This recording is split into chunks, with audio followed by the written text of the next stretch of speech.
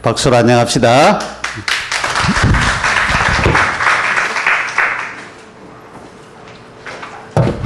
네, 반갑습니다. 잘 주무셨죠? 네. 얼굴이 더 환하고 좋습니다. 네.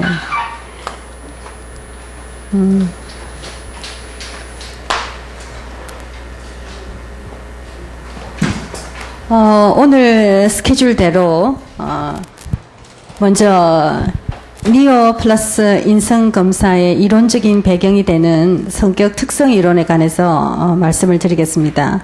제가 조금 전에 목사님께서 질문을 하셨습니다. 어떤 질문을 하셨느냐니까 이런 검사 문항들이 어떤 기준으로 어떤 근거로 만들어졌느냐는 것이었습니다. 그것이 바로 이 답입니다. 이론적인 배경이 되겠고, 또 한 가지 질문은 한국인들만 그런가, 다른 나라의 민족들도 사실 이런가. 그래서 우선 답변으로서 비교 문화적인 연구들이 되어 왔습니다.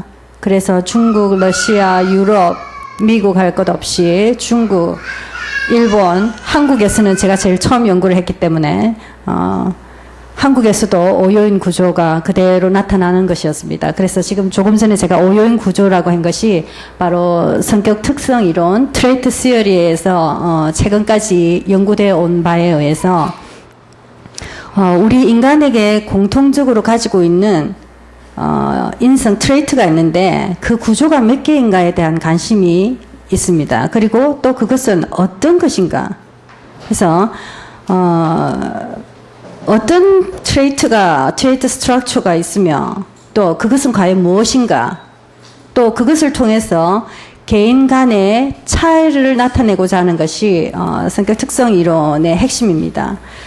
그래서 이제 먼저 트레이트 이론에서 우리가 퍼스널리티 트레이트를 뭐라고 정의하느냐 하면 인간 행동으로부터 추론되는 안정적이고 일관성 있게 나타나는 반응의 경향성이다. 이렇게 이야기합니다.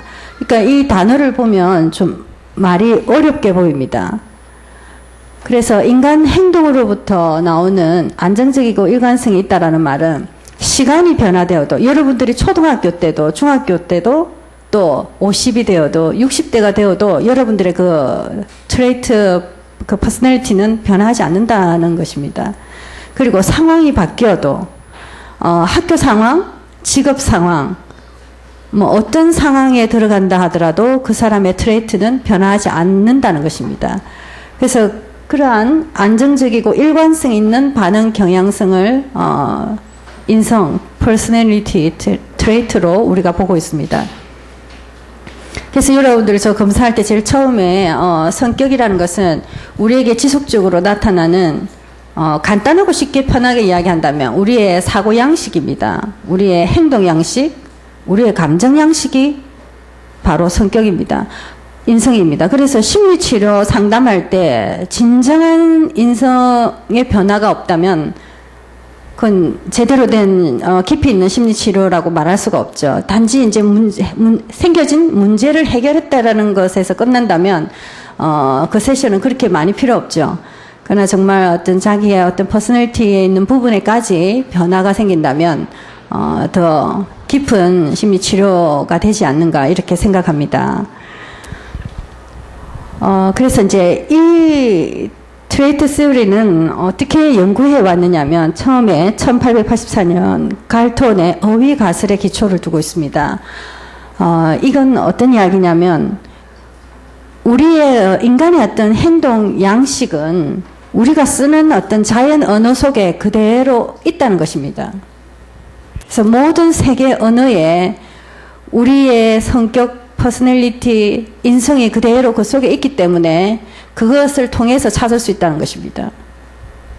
그래서 이제 초기 연구들은 어떻게 했냐면 웹스터 영어 사전에서 모든 형용사를 다 추출합니다. 인간의 언어와 관계, 인간의 행동과 인성과 태도와 관계되는 생활 양식과 관계되는 그 형용사들을 다 찾아서 그것을 이제 그룹으로 카테고리로 이렇게 분류를 했습니다. 그런 작업에서부터 시작된 것입니다. 그래서 엘포트의 연구에서부터 쭉 지금까지 연구되고 있는 한 방법이 있고, 다른 두 번째 방법은 기존에 있는 모든 인성 검사들을 요인 분석하는 것입니다.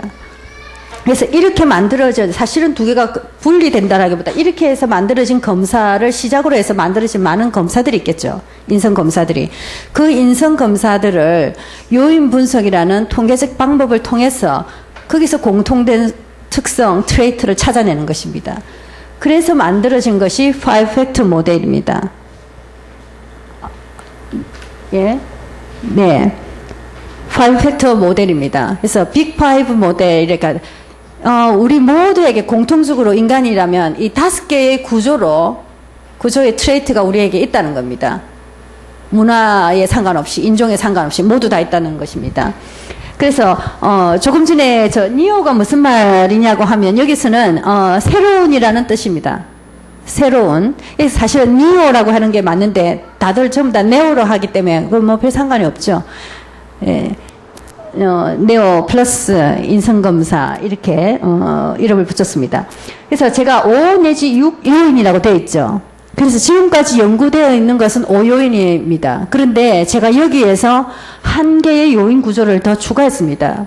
그러면 먼저 5팩터 모델이 뭔가, 빅5 모델이 뭔가 하면 연구자들마다 대부분 일치하는 것이 sensitivity입니다. sensitivity. 어떤 사람은 뭐 정서적 안정성 이렇게 표현을 하기도 하죠. 혹은 뉴러시스 이렇게 하기도 하는데 저는 우리 언어 구조에서 우리 언어에서 찾았습니다. 우리 언어에서 이거를 이 팩터를 표현할 수 있는 단어가 뭔가를 생각해보고 민감성이다 이렇게 생각했고, 이거를 영어로 바꿔 내가 영어를 가지고 한국말로 해석한 게 아니고 한국어 민감성을 가지고 이걸 영어로 해서 sensitivity라고 했습니다. 순서가 다르지요. 그 다음에 extraversion은 거의 뭐 완벽하게 이거는 모든 연구자들이 다 똑같습니다. 그래서 extraversion. 그래서 약자로 쓴 다음에 S와 E 이렇게 씁니다. 그 다음에 liberty.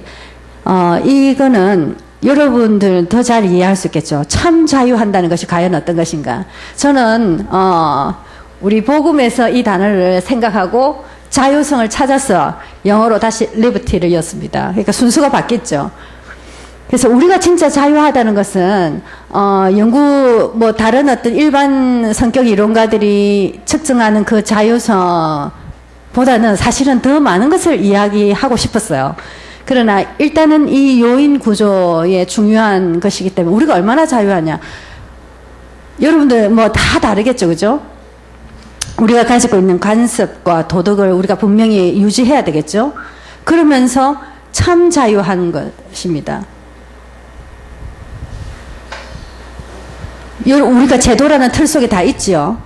네, 그 속에서 우리 살지만 그 속에서 우리 또 참 자유한 거. 아마 우리가 그 속에서 자유하다는 것이 여러분들이 아마 더 깊이 다른 분들보다 더 이해하리라 생각합니다. 그 다음에 융화성은 reconciliation입니다. 이것도 융화라는 것을 이제 어떻게 하면 우리가 서로 화해하고 있을까? 제가 조금 우리 워크숍에 제일 처음 말씀드린 게 내가 내 자신과 화해한다 그랬죠. reconciliation입니다. 그래서 어떻게 하면 내가 내와 화합해서 나를 잘 융화할 수 있을까? 그래서 내가 영어 단어를 찾았는데 그거는 영어의 reconciliation이다. 그래서 한국말에서부터 영어로 간 겁니다. 왜냐면 우리말은 길어가지고 약자를 쓸 수가 없어요. 미음으로 시작할 수도 없고, 그죠? 민감성은 미음으로 할 수도 없고, 미음으로 하기도 어렵고, 너무 어렵더라고요. 그래서, 그 다음에, achievement입니다. 성취지향성입니다. 우리 인간에게는, 여러분들 아기들 다 태어나면 어떻습니까? 그런 말 하려고 하죠. 가만히라도 합니다. 뭔가 하려 합니다. 이제 그런 어떤 우리 안에 있는, 성취지향성입니다. 그러면, 각 5개의 요인의 하위 요인들이 있습니다. sensitivity, 여기에는 불안입니다. 불안이 어디서부터 시작되었는지 여러분들은 이미 다 잘 이해하시죠? 예. 불안과 분노, 분노는 프로이드 이론에 있어서 아주 중요한 성격을 형성하는 중요한 어떤 요소로 봅니다. 분노, 그 다음에 우울, 그 다음 사회적 불안, 그 다음에 충동성, 그 다음에 심리학성입니다. 혹시 여러분도 이해를 돕기 위해서 저 심리학성은 자기가 스트레스에 대해서 아주 예민하고 잘 적절히 대처하지 못하는 사람을 있죠, 그죠? 똑같은 상황인데, 예를 들면 똑같은 워크숍인데, 날씨에 대한 것도 마찬가지죠. 너무 견디기 어렵다, 너무 덥다, 이럴 수도 있고, 그죠? 견딜만 해. 똑같은 기후도, 그죠? 그런 것처럼, 똑같은 스트레스가 발생해도, 개인이 느낌이 다른 겁니다. 어떤 아이는, 여러분도 잘 아시잖아요. 성에 대한 그 그림을 봤을 때 아이들은 되게 다 충격받습니다. 그렇죠. 그러니까 아이들이라는 그 어른들을 봤으면 별 충격이 안 될 수 있는 일인데 아이에게는 충격이 되는 것입니다. 그러면 이제 그 상처가 벌써 트라우마가 돼 상처가 남는 것입니다. 그것이. 그 기억이 남을 수 있는 거죠. 그것도 이해할 수 없는 어떤 것이었다면 더더욱 그렇죠. 내 엄마 아빠가 아니었거나 등등 더 이상하다 이러면 이제 더 심각해지는 겁니다. 그래서 우리 속에는 이런 어떤 정서와 아주 깊이 관련성이 있는 이런 요인들을 우리가 가지고 있습니다. 그래서 여러분들이 이 결과를 볼 때 노음에서 평균 수준에서 나는 높다, 아주 높다. 노음에서 평균 수준에서 나는 낮다, 아주 낮다 이런 걸 볼 것입니다. 그 결과를 여러분들이 충분히 받아들일 줄 압니다. 이거는 객관적인 어떤 노음에 의해서 만들어진 것이기 때문에 여러분과 화해가 필요할 것입니다. 내가 너무 높다거나 너무 낮다거나 너무 낮은 경우에는 보통은 좀 이렇게 그걸 뭐라고 표현을 해야 될까?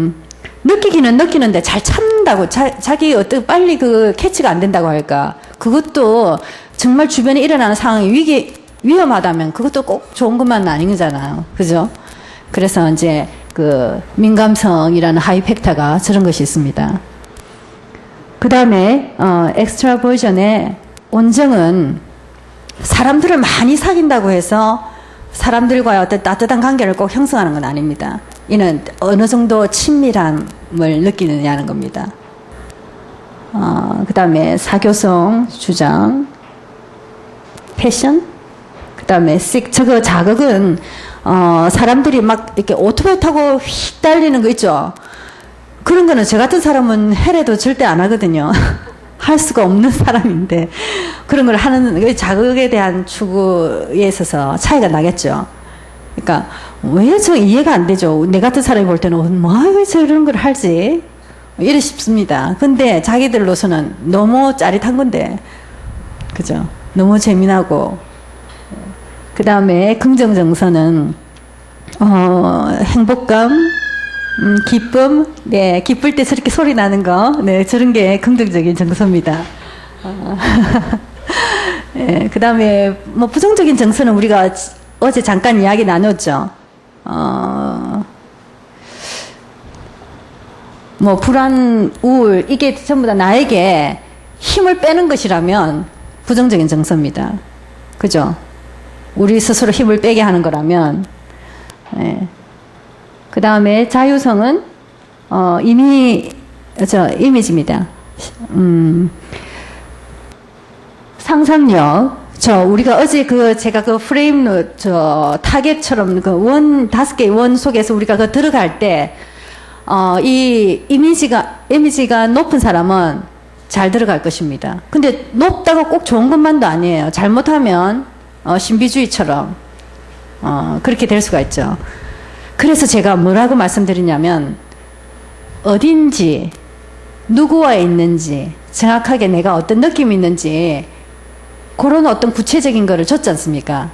거기에서 이렇게 하는 것이 아니라, 거기에서, 거기가 어디냐, 어떤 일이 일어나느냐, 내가 무엇을 느끼고 생각하고 있느냐, 그리고 지금에 와서, 현재 와서 내 삶의 의미가 무엇인가, 이렇게 접목을 하는 것도, 거기에만 자꾸 하면 안 되기 때문입니다.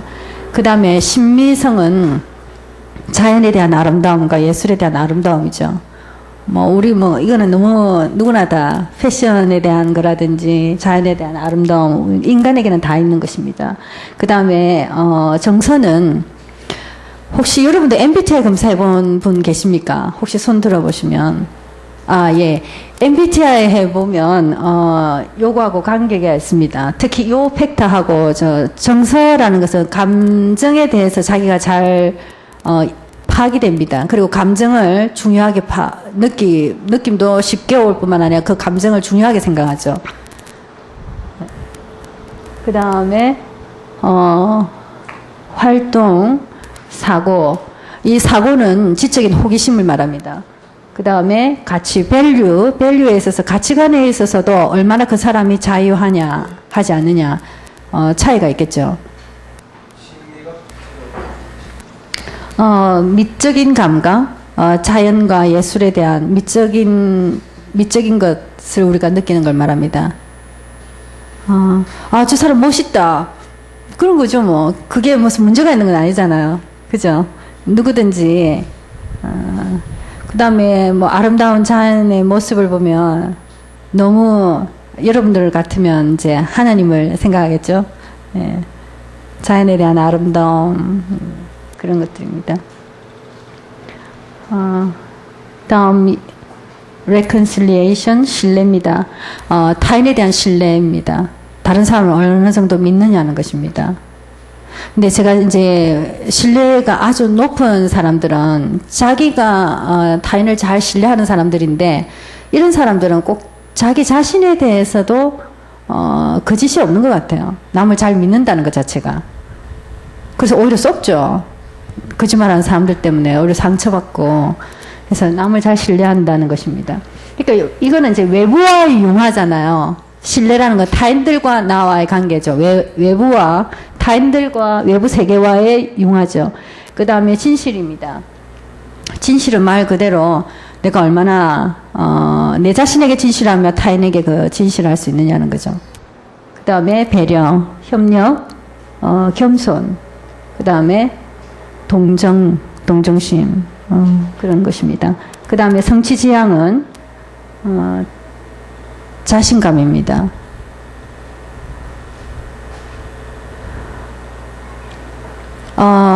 자신감을 넘어서서 확신이라는 말을 우리가 얼마 전에 들었어요. 여러분들도 들었나요?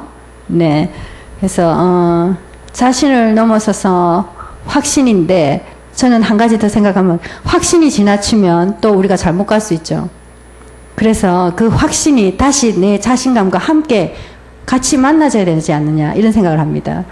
근데 자신감이라고 하면 꼭 인본주의나 꼭 내가 하는 건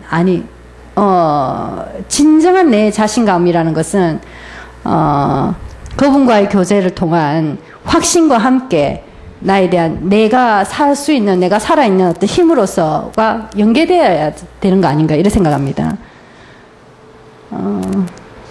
그 다음에 조직성, 규칙성. 여기는 여러분들도 아시겠지만 성취라는 개념 속에서의 자신감입니다.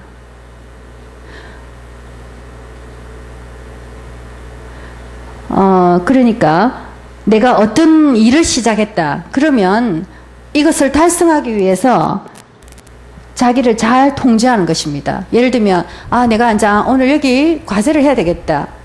오늘 내가 이 일을 해야 되겠다. 근데 전화가 딱 옵니다. 커피 한잔 하자. 내가 너무 좀 급한 일이 있다. 이러면 또 가야 되잖아요. 그죠? 근데 거기서 어떤 사람은 예를 들면 내일이면 좋겠다라고 하는 사람이 있는가 하면 내일 놔두고 가는 사람이 있습니다. 이제 성취라는 입장에서의 어떤 성취라는 것을 놓고 볼 때 셀프 컨트롤입니다. 그러니까 모든 범위의 셀프 컨트롤이 아니라 성취라는 것의 속에서 셀프 컨트롤입니다. 자기 통제. 그 다음에 신중, 얼마나 깊이 생각하느냐는 것입니다. 이것도 성취와 관계된 것입니다. 일과 성취와 관계되는 것입니다. 내가 이 일을 완수하기 위해서는 내가 어떻게 철저하게 완전히 해낼 것인가, 어떤 과정이 필요한가, 어떤 절차가 필요한가, 누구가 해야 될 것인가, 뭐 이런 깊이 있는 생각은 성취 지향이라는 요인 속에서 있는 것입니다. 혹시 여기까지 혹시 뭐 질문 있으십니까? 어떤 요인이 이게 뭔가 하는 여기까지가 5 팩터입니다. 그 다음에 제가 명명하기를 심리 건강이라고 명명했습니다. 근데 제가 여기서 하나는 집중인데 이거는 한국에서 너무 이렇게 산만한 사람들이 너무 많습니다. 아마 인터넷 스크린 때문이겠죠. 그래서 이 집중에 대해서 반대되는 거는 인터넷이 아주 보편적인 거니까 인터넷 중독과 관계된다. 이렇게 생각합니다. 그러니까, 어떤 의미로 집중을 어떻게 어디에 집중할 것이냐. 그죠? 하는 거는 내가 지금 하고자 하는 이 일에 집중할 것이냐. 내가 그 재밌는 그 게임의 나라 속에서 계속 집중에 빨려 들어갈 것인가. 이런 그런 게 생기더라고요. 그 다음에 균형은 두 번째 여러분 교재 한번 제가 여러분들에게 이거 혹시 읽으셨는지 잘 모르겠습니다. 여러분들에게 이거 혹시 받으셨죠? 네. 여기에 보면 7페이지에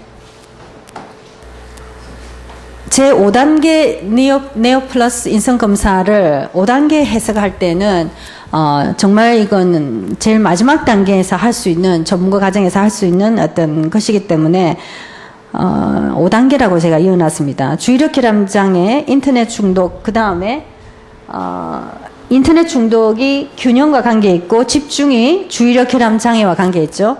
세 번째, 의미가 뭡니까? 무엇과 관계 있습니까? 자살 사고죠. 근데 이제 심리적으로 건강한 사람들은 내가 왜 사는가? 우울증하고도 관계 있습니다. 삶에 의미가 없는 것입니다. 의미. 그러니까 의미라는 것을 자꾸 생각한다는 거죠. 이게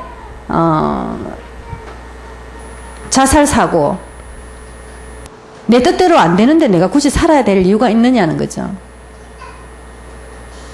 그 다음에 네 번째 관계라고 하는 것은 회피적 성격 장애하고 관계 있습니다. 회피적 성격 장애는 나중에 우리가 결과를 보면서 우리의 대인관계 양식을 보면 알 수 있는데, 이런 사람들은 좋게 표현하면 독자적입니다. 그런데 달리 또 반대적인 측면에서 표현하면 어떤 사람이라고 합니까? 혼자 있는 사람을 유아독존? 그야말로 이제 다른 사람이 전혀 내하고 관계없는, 혼자 지내는, 관계성이 없는, 이런 경우에도, 우리가 건강한 심리적 건강을 유지하기는 어렵지 않나 생각합니다. 그 다음에 반사회적 성격장애와 관계 있는 것이 유지. 제가 질서를 열까, 좀 고민을 했었습니다. 그래서, 반사회적 성격 장애하고 관계 있는 것이 질서 유지입니다. 그 다음에, 세계적으로 유명한 MMPI 검사에도 스피리추얼리티가 없습니다. 500여 문항 되는 그 검사에도 스피리추얼리티를 측정하는 검사가 없거든요. 그래서 이 검사는 여러분들이 해보셨지만 여러분들이 어떤 문항이었는지 대충 기억을 하시죠. 어제도 말씀드렸듯이 가문으로 계속되는 문제, 정신질환자 이제 이런 걸 측정하는데 그 검사를 피검자 자신의 대답이 아니라 그 가족에 대해서 묻는 겁니다. 가족과 가문에 자기 집안에 그런 일이 있었는가를 묻는 문항인데 여기서 스피리추얼리티가 나오죠. 그래서 올해 초에 한 고등학교에 전체 다 학년에 이 검사를 실시했거든요. 검사를 실시했는데 제가 이제 그 학교에 집단 상담으로서 홀리스틱 집단 상담을, 집중력을 키우는 집단 상담을 했었습니다. 근데 가니까 한 학생이 들어왔는데 그냥 엎드려 있어요. 물론 전부 다 담임선생님이 수업 시간에 제대로 안 되고 이런 애들만 다 였어요. 였긴 였지만 다른 애들은 그래도 앉아서 얼굴을 그야말로 땅에 묻고 봤어요. 그야말로 이래 있더라고. 그래서 그 결과 그 스피리추얼리티를 그걸 먼저 봤죠. 왜냐면 이거는 뭐 점수가 채점돼야 되니까 일단 그 스피리추얼리티를 대충 해서 딱 보니까 그렇더라고요. 그래서 그 아이만 사전에 먼저 만났습니다. 집단에 앞서 만나서 홀리스틱 어프로치를 했습니다. 그게 무슨 뜻인지 여러분들 이해하시죠? 예. 그거를 했어요. 그래서 그 아이가 어떠냐면 부모님이 이혼을 하셨어요. 근데 부모님이 이혼하셨는데 이혼을 했다 하고 난 뒤에 아버지가 자살했더라고요. 그러니까 얘는 충격에 또 충격을 더 받은 거죠. 그리고 난 뒤에 제가 솔직히 말해서 내가 그 집단을 운영하는 글쎄 요셉 때문에 요셉의 보디바트에도 축복하셔서 그랬는지 그 아이가 내가 별로 특별하게 한 게 없거든요. 한 게 없는데 얼굴빛이 바뀌었더라고요. 얼굴빛이 바뀌었고 환해져요. 환해지고 이미 시각적으로 체크가 됩니다. 달라진 게. 달라지고 오히려 나중에는 그 집단의 헬프 역할을 하고 있더라고요. 지가 도와주고 뭐 이런 식으로. 그리고 그 다음 해에 가서 보니까 활발하게 다니면서 글쎄요. 저 학급에 중요한 간부를 하는데 지가 왔다 갔다 하는 걸 봤습니다. 그래서 그런 경우에 지금 스피리추얼리티를 설명하는 겁니다. 그 다음에 또 한 학교도 그 학교에도 전학년을 실시했습니다. 그래서 거기에는 전담 상담 교사가 있어가지고 이제 담임선생님이 의뢰해서 상담을 하고 있는데 이 애가 너무너무 힘들다는 거예요. 그래서 딱 스피리추얼리티 보니까 그럴 것이다. 이해가 되더라고요. 그래서 너무너무 상담하기 힘들다. 그리고 난 뒤에 이제 다시 제가 연락을 받기를 어떠냐. 이 상담을 하는데 너무너무 힘들 뿐만 아니라, 최근에는 아버지가 이유도 없이 죽었다는 거예요. 그럴 것이다. 그죠? 그런 일이 있을 수 있는 거를 여러분들이 이해하시잖아요. 스피리추얼리티가 뭔지. 그러니까 뭐 상담 전담 교사는 이건 뭐 자기로서 도저히 감당을 못하는 일이죠. 근데 제가 만나는 분들을 보니까 그 스피리추얼리티라는 단어는 쓰는데 실제로 그거는 우리 각자가 분별해야 되겠더라고요. 그래서 제가 이제 이 6번째 요인은 앞으로의 과제이며 물론 지금으로서는 어떤 진단의 중요한 단서가 됩니다. 분류하고 얘가 자살의 가능성이 있는가 측정할 수 있고 할 수는 있습니다. 그죠? 그렇지만 앞으로 제6요인의 어떤 중요한 정신적인 건강과 관련해서 이게 중요한 팩터로 앞으로 많은 분들이 연구되어지기를 바라고 있는 부분입니다. 그래서 이제 이렇게 해서 간략하게 트레이트 이론을 제 인성검사와 연관지어서 제가 설명을 했습니다. 그래서 이제 제 바람은 어제 오늘 이제 특별히 이 모임을 가지면서 이제 깊이 생각을 했는데 지난번에도 가끔 이제 제가 이거 한 달 전에 계약을 했습니다. 한 회사와 우리나라에서 가장 크고 가장 오래된 회사입니다. 모든 전국에 있는 학교에 들어가는 회사입니다. 한국 가이던스라고 여러분들 아실 겁니다. 학교 선생님들 잘 아십니다. 그래서 그 회사를 통해서 전국적으로 이 검사가 들어가는 것을 갑자기 깊이 한번 생각을 해봤습니다. 얼마나 이게 중요한 일일까? 과연 어떻게 하시려고 저하고는 정말 상관없이 이거는 제 능력이 왜냐하면 10년 동안 제가 한국에 있지 않았었기 때문에 단절이 되었잖아요. 그럼에도 불구하고 이거는 정말 여러분들에게 같이 깊이 묵상을 바라는 마음으로 이제 같이 짐을 지고 싶은 마음으로 말씀을 드리는 겁니다. 그래서 너무 막중하고 중요한 일이 이렇게 여러분들과 함께 저같이 모자라는 사람과 함께 이렇게 하나님 무슨 일을 하실까? 어제 제가 만든 그 5개의 원 속에서 내가 과거의 문제만 여러분들에게 말을 해줬지만 미래의 문제에 대해서 말을 안 했죠.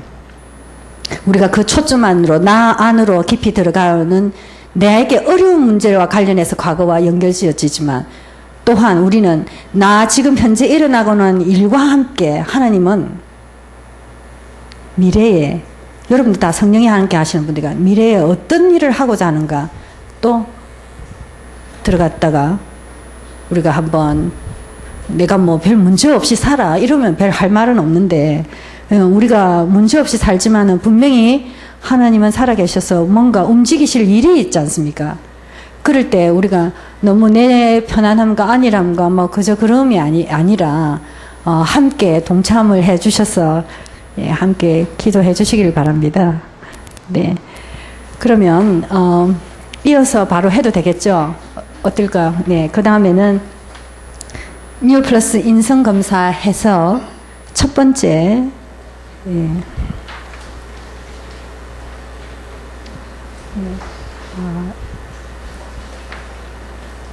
불을 앞에 껐는데도 좀 흐리다 그죠? 다음에는 색깔을 바꿔야겠습니다. 이제 해석을 하는 방법인데 혹시 심리 검사를 왜 하는가 혹시 여러분들이 궁금해하실 분이 있을 수도 있겠다 싶어서 심리 검사를 어디에 쓰느냐 하면 산업체에 쓸 수 있습니다. 산업체에 쓰면은 예를 들면 어떤 업무 지금 기업체에서 직원들 뽑을 때 인성검사 합니다. 왜? 그 사람이 어떤 사람인지 보고자 하는 것입니다. 아까 5 팩터에서 그거 안 보겠습니까? 그죠? 그래서 제가 1995년도 박사학위 논문을 이걸 받고 난 뒤에 어느 회사에서 저하고 같이 협약을 하자고 연락이 왔었어요. 근데 왜 저 같은 모자라는 사람에게 했을까 생각해 보니까 그 원저자들이 원래는 이게 미국의 검사입니다. 제가 연구했던 게 미국에다가 연락을 하니까 이미 한국에서 이미 그거를 신뢰와 타당도에 대한 연구가 이미 됐다. 그래서 그분들이 내게 저를 알겠습니까? 그래 연락을 왔었는데 그 과정에서 제가 산업체에 대해서 아는 바가 없기 때문에 그리고 또 그들에 대한 방식이 저로서 조금 이해가 안 되구나 하는 부분이 있었어요. 그래서 안 했습니다. 그랬는데 제가 지금 어디에 검사가 써야지냐 산업체에 쓸 수 있습니다. 그리고 어느 직무에 이 사람을 배치할 것인가 할 때 쓰죠. 그 다음에 병원에는 당연히 쓸 수 있습니다. 그죠? 내담자 환자 그 진단하는데 물론 학교 당연히 쓰겠죠. 그 다음에 심리치료하는 상담 장면에 다 씁니다. 그리고 병원에서 만약에 이 사람 군대를 가야 되느냐 말아야 되느냐 할 때 저에게 보낸다면 이 검사를 해서 이 검사 결과를 보고 제 소견을 써줍니다. 그러면 제가 사인을 넣고 제 소견을 쓰죠. 그러면 이 사람은 군대에 가는 게 좀 부적합하다라고 내 소견이 들어가면 이 사람은 결과가 달라질 수 있습니다. 그렇죠? 그래서 정신과를 보통 가는데 정신과에서 그걸 다 못하는 거죠. 그러니까 어떤 임상가들을 찾거나 이런 전문가들을 찾아서 의뢰를 합니다. 그런 경우 군 내에서도 이걸 쓸 수 있습니다. 그래서 저는 이 모두 다 들어갈 수 있도록 그러니까 이론과 가설과 모델이라는 것은 지금 현재이지 이것도 변화되고 발전되어야 됩니다. 그렇죠. 그래서 앞으로 더 연구되고 해져서 이게 군, 경찰 모두 때 다 들어가길 바랍니다. 그래서 여러 군데 많이 안 쓰여지는 게 없습니다. 여러분들 여러분들이 머리가 좀 아파도 병원에 가죠. 병원에 가면 병원의 전문적인 소견만 듣고 맙니까? 딱 반드시 검사를 해보자고 합니다. 혈액 검사를 해보자 합니다. CT 촬영을 해보자 합니다. 위 내시경 검사를 해보자고 합니다. 그렇죠? 그러니까 이 검사는 너무나 막강하고 파워풀한 것입니다. 여러분들이 내 같은 사람이 여기 왔으니까 이게 아니라 이 심리검사는 엄청난 이 중요한 무기입니다. 잘못 쓰면 오용하거나 남용하면 바로 사람을 치는 거나 마찬가지입니다.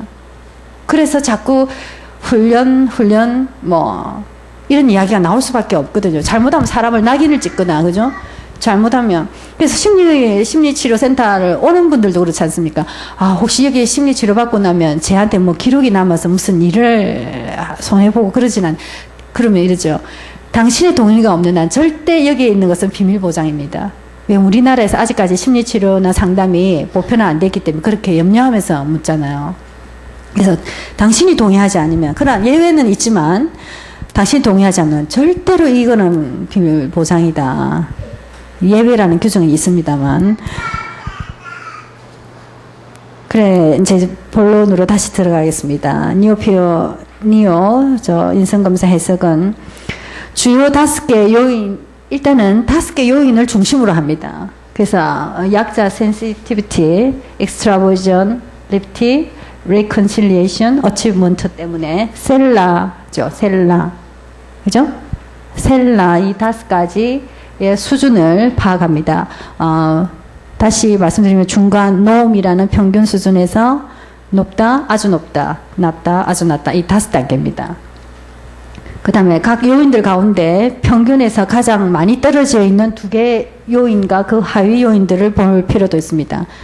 그래서 나중에 우리가 움직이면서 그룹으로 모여서 한번 작업을 할 필요가 있다고 생각합니다. 그래서 자기 비슷한 수준의 사람들. 자, 지금 여기서 수준이라고 말씀을 하는데 우리가 어떤 평가적인 의미를 연 그 수준이 아닙니다.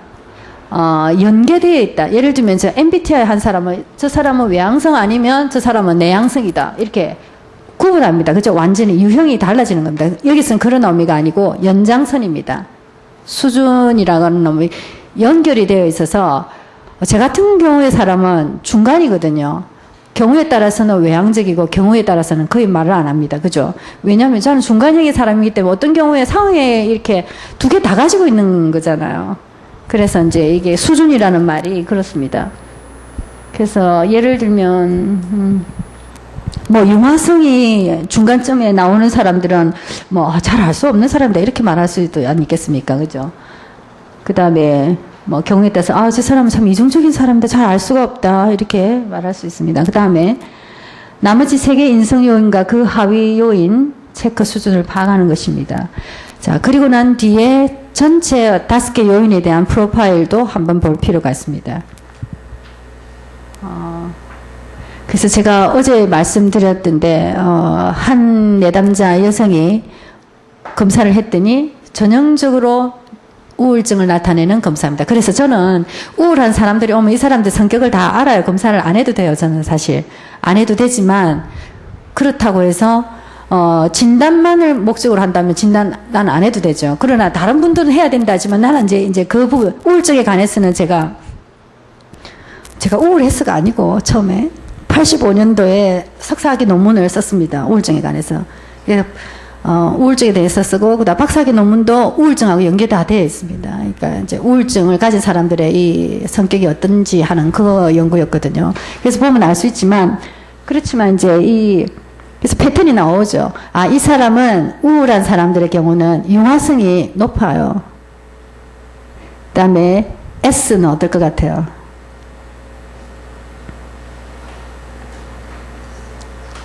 S는 그렇게 크게 작용을 하지 않아요. 오히려 E가 내려가요. E가 내려가고 그다음에 O는 어떨 것 같아요? 우울한 사람들은 자기 생각 속에 잠기거든요. 터널 비전이에요. 자기 생각, 그러니까 자꾸 틀린 생각, 좁은 생각하는 거죠. 자기가 어떤 것을 해석했으면 거기서 그걸 깨지 않습니까? 못 깨는 거죠. 그 속에 잠겨 있잖아요. 예를 들면 아주 좋아하는 파트너와 헤어졌다. 이제 그 사실인데 거기에서 이제 우울증에 빠지는 사람은 이제 자기 인생이 끝났다고 생각하는 거죠. 우리는 지금 보면 너무 말이 안 돼 이러잖아요. 근데 그 당사자로서는 그렇게 지금 해석하는 겁니다. 자기가 그렇게 생각하는 겁니다. 이제 그런 식으로 전체 프로파일을 보고 그 다음에 하위 척도들을 검사하면서 트레이트 시리의 관심은 개인 차이에 있습니다. 개개인마다 틀려다라는 거죠. 그래서 개인들의 차이와 그 다음에 요인들의 역동성과 결합 요인입니다. 그래서 이제 5개의 팩터를 하나하나 이렇게 떨어져서도 볼 수 있지만 우리가 그 다음에 결합 요인을 가지고도 볼 수 있습니다. 그러니까 이 해석이 너무 무궁무진합니다. 너무 무궁무진합니다. 이거는. 그러니까 역동성이라는 게 우리의 마음이 이렇게 단편적으로 이렇게 해석할 수가 없다는 거죠. 그래서 해석을 하는 전문가들의 훈련이 필요하다는 말도 이것과 관련이 있잖아요. 그죠? 그래서 어떻게 움직이고 작용하는가 하는 것을 또 이렇게 자기의 어떤 여러 가지의 경험을 토대로 또 배우는 것을 토대로 잘 볼 수 있어야 되는 거죠. 그래서 제가 이렇게 간략하게 말씀을 드렸습니다.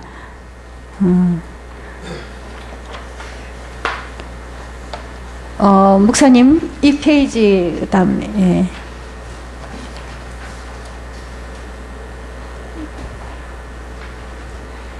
이게 화면을 좀 크게 할 수 있습니까? 잘 안 되나요? 이제 이거를 우리들이 나중에 오후에 받게 될 것입니다. 여기 보면 왼쪽에 셀라에 관한 설명이 5개가 나옵니다. 셀라에 관한 설명이 나오고 또 그 하위 요인들에 대한 설명도 여기 있습니다. 그 다음에 어떻게 자기가 해석할 것인가 하는 것이 저기 나옵니다. 그 다음 페이지부터 갑니다.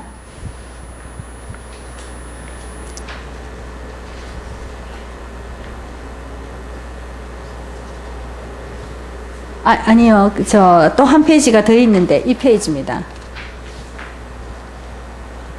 네. 여기에 보면 셀라에 관한 요 5개, 요 5개가 이 셀라입니다. 그리고 이 셀라에 대한 설명을 여러분들이 자기 스스로 나중에 기술해 보기를 바랍니다. 나중에 금 점수 결과는 T 점수로 나오거든요. T 점수라는 말을 써서 여러분들이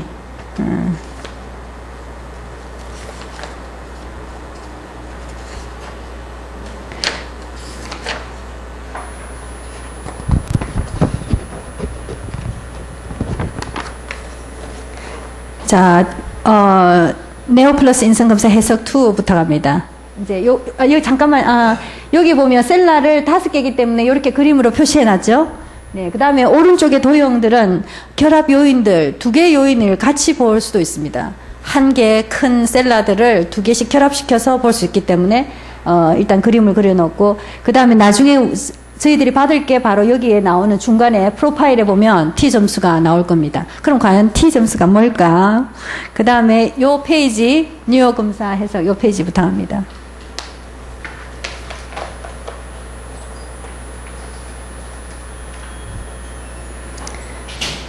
자, 구체적으로 T 점수는 제일 밑에를 먼저 보겠습니다. 왜냐하면 제가 T 점수 말씀을 드렸죠. T 점수는 평균이 50이며 편차가 10으로 전환된 점수를 의미합니다. 그래서 이제 통계적인 개념인데, 어떤 학생이 국어는 60점 맞았고 수학은 70점 맞았다. 그러면 여러분들이 뭐라 그럽니까? 네 국어보다 수학을 더 잘했네. 그렇게 말할 수 있어요? 없어요? 여러분들 조금 전에 제가 그러면 확실한 점수, 그러면 국어를 90점 맞았네? 그러면 수학은 너 80점 맞았네? 너 수학보다 국어를 잘했네? 이런 말을 쓸 수 있을까요? 그렇게 쓰시죠. 근데 사실은 이게 틀린 말이에요. 왜냐하면 이 국어 점수의 그 반 평균이 95였어요. 그죠? 근데 이 수학은 그 반 평균이 75였어요. 그러면 이 학생은 수학은 자기 반 평균보다 잘한 거예요. 근데 이 학생, 요건 어때요? 자기 반 평균보다 못했어요. 그죠? 이게 바로 원 점수라는 것입니다. 근데 우리가 이제 원 점수만 보고는 사실 알 수 없다는 거죠. 그러니까 우리가 통계적 개념이 필요한 겁니다. 너 국어는 잘했고 왜 수학은 못해? 그 틀린 거예요. 이 경우에, 그죠? 너는 수학은 너 반 평균보다 잘했는데 국어는 뭐 점수는 90이지만 네 반에서 좀 평균보다 안 되네. 이렇게 맞는 거잖아요. 그래서 우리가 심리검사를 일반인들이 해석한다는 게 얼마나 조심스럽겠습니까? 지능을 가지고 이 평균 지능 이러면 정말 이해하지 않고 함부로 쓴다는 건 오용과 남용의 관계가 됩니다. 그래서 이제 이것처럼 T 점수라는 거는 평균을 50으로 다 통일시킵니다. 이거를 국어도 평균을 50으로, 그 다음에 수학도 평균을 50으로 만드는 숫자를 말합니다. 그러면 나중에 점수가 나오면 이해가 되잖아요. 그죠? 그래서 이제 평균이 있으면 이 평균에서 내가 얼마나 떨어져 있느냐 하는 것을 편차라고 합니다. 그러니까 이제 평균이 아까 95점이었는데 90이죠. 평균에서 떨어져 있는 거리를 편차라고 합니다. 그래서 통일시킨 것입니다. 원점수가 나오면 그걸 가지고 평균이 50, 전부 다 원점수를 가지고 평균을 50으로 만들고 그 다음에 편차 어느 정도 떨어져 있느냐 하는 것을 10으로 고정시킨 값이 T점수입니다. 그래야만 이해가 되죠. 그래서 이제 나중에 T점수로 우리가 받을 것입니다. 5단계의 수준은 자, 제일 중간 평균이 있죠. 우리가 노음을 정하게 되는 정상 수준, 평균 수준, 제가 첫 시간에 말씀드린 것처럼 노음과 관계되는 중요한 보통의 많은 사람들이 저쪽에 속한다는 겁니다. 거기에서 높다, 아주 높다, 낮다, 아주 낮다입니다. 그래서 퍼센타일로 그 밑에 보면 나옵니다. 그래서 100%라는 것을 기준할 때 평균 범위에는 38%의 사람들이 100%를 기준할 때 38%가 저 평균 범위에 속합니다. 그리고 양쪽으로 높다, 낮다에는 24%. 그러니까, 보통 이제 정상적으로 이게 분포되어 있다라고 볼 때, 이렇게 역종 모양으로 이렇게 봅니다. 그럼 가해는 조금 더 작은 분포로 7%가 나오죠. 그래서 퍼센타일로 보면 저렇게 됩니다. 그래서 이제 여러분들이 수준이 높다, 낮다 이렇게 할 때 average A, 높다, high, very high 이렇게 여러분들이 영어로 이렇게 약자로 써도 됩니다. low나 very low 이렇게 해서 보는데 다시 제일 위로 돌아가면 원점수를 T점수로 전환 그럼 이제 이해되죠? T점수로 전환을 해서 평균 수준에서 어느 정도 떨어져 있느냐 그 정도에 따라서 지금 우리는 5단계로 볼 것입니다. 예, 그러면 아주 기본적이고 아주 중요한 것만 제가 말씀을 드렸습니다. 그래서 혹시 여러분들 질문 있으시면 하셔도 되겠습니다.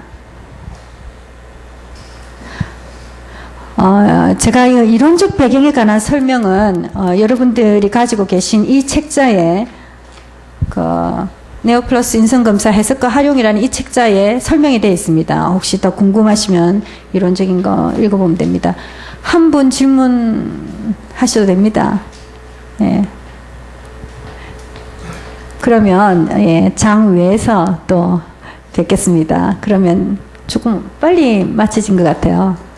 질문. 네, 그러면 마치겠습니다. 오전 마치겠습니다.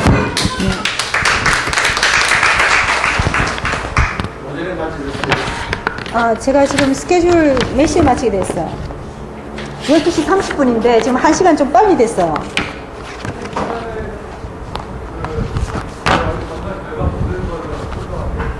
지금 왔습니까? 1시 반에 도착하기로 했거든요. 예. 그러면 이 프로그램을 마치고 1시간에 대해서는 제가 사실 특성 이론에 대해서는 너무 전문적이라서 이 연구를 이야기를 하는 것이 조금 무의미하지 않을까 하는 생각이 들어가지고 조금 시간을 줄였습니다. 그래요. 그래서 검사 결과는 1시 반에 도착하기로 되어 있습니다. 네, 그리고 1시간 동안에 오전 시간에 대해서는 뭐 자유롭게 그냥 이야기를 하셔도 되고 점심을 뭐 바쁘면 지금 이 시간에 그 학교에서 일어나는 그 선단에 대한 그런 부분을 좀 얘기를 해주시면 이건 이제 강의하고 다르게 현재에 내가 실시하고 선단하고 하는 가운데 효과적이고 그런 부분을 좀 해주시면 도움이 되겠습니다. 한 30분만 해주세요. 12시까지. 12시까지요? 그럴까?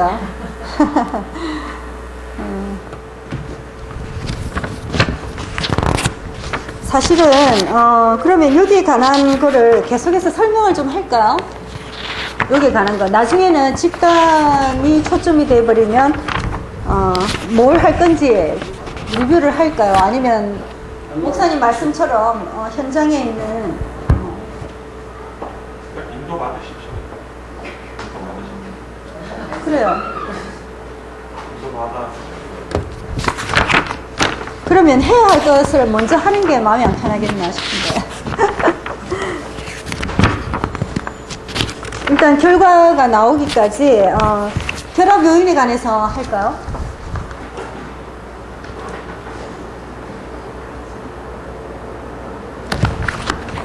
그러면 여러분들에게 어제 돌아가셔서 하시게 과제 주셨던 거 혹시 뭐 하신 게 있으신지?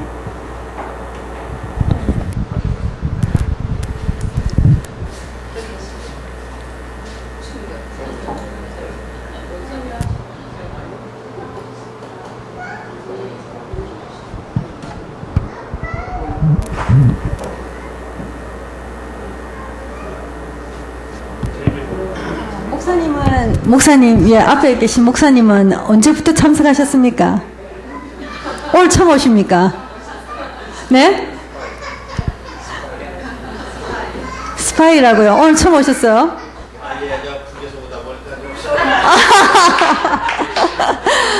예.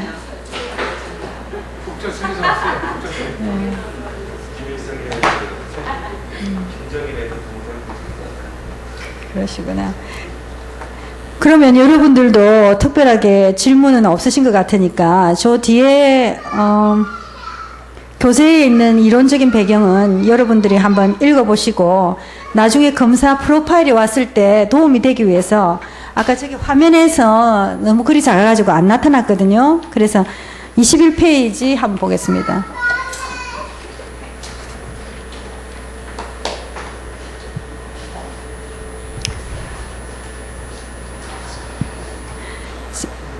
자, 셀러에 있어서 S, sensitivity가 뭘 의미하는지, 높은 경우, 낮은 경우 의미 이렇게 나와 있습니다.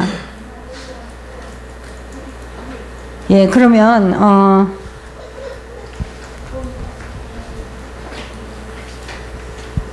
민감성은 어떤 의미입니까?